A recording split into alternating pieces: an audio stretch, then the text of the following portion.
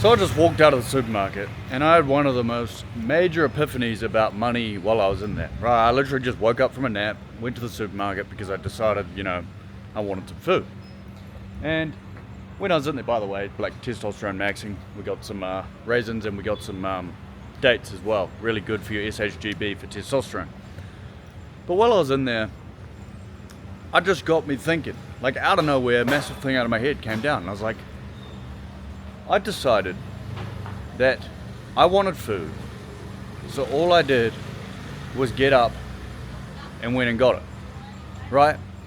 And in its most simplest, dumbest form ever, that is the exact same way that we should perceive money. But why do we not? Why do we find it so difficult? Why do we find it so hard to perceive money in that way, where we literally go to ourselves, okay, I want food, aka I want money, I just have to get up and go get it as if it's already mine, right? Because when you sit there and you want to go to the supermarket or you want to go do something simple, right? Like you write out a list of food that you want, or maybe you don't write a list, but you already know in your head that it's yours. You've decided in your head that it's yours. So why do we not perceive money in the same way? Why do we put all this added pressure, all this added stress, all this added anxiety, or at least for a long time, I did. Why do we put that much pressure on ourselves? And the only difference is perception. The only difference is perception, right? Through our beliefs, through our experiences that we went through growing up. Think about it like this. So let's say growing up, your parents worried about money. Your parents stressed about money. Your parents argued about money. Subconsciously in the back of your mind, no matter how old you are, how young you are, 18, 25, 32, 40, the principle stays the same, is that subconsciously that's in your mind and that's what's been built into you, right? You've perceived it as always some sort of struggle, as always some sort of difficulty to get. And the reason that I say this is because I was in the exact same spot. And for a long time, I believed that to be true, right? My stepdad was very, very stingy. Things like that. Right? I grew up in a stingy household. And I've always perceived money as this hard thing to get. As this hard, impossible thing that you have to work countless hours and hours and hours and hours for. But in reality, that is just the perception that you have of it. It is nothing else. That is the beliefs that it's difficult to get.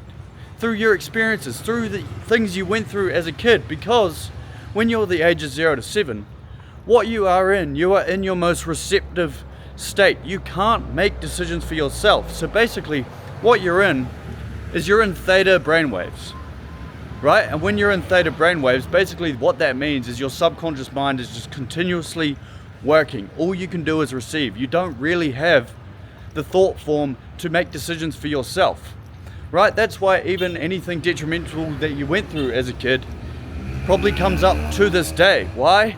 Because let's say you failed a math test when you were a kid, right?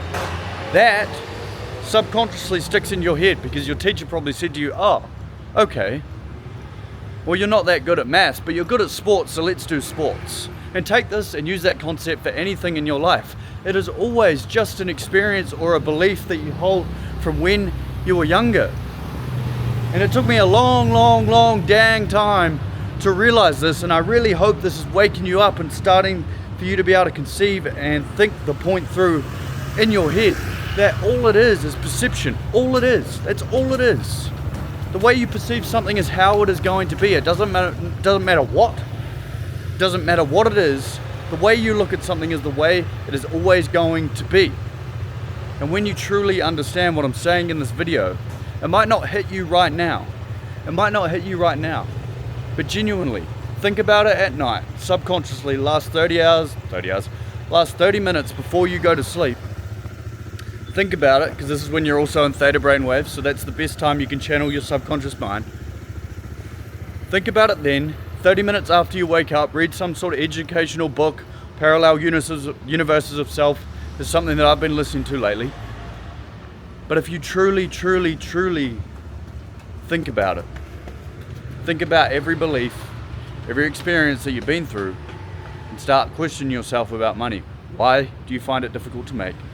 Why do you stress about it? Why are you anxious about it? Why do you believe the things that you do? And when you truly come to understand that all it is through your experiences, through something that happened when you were a kid.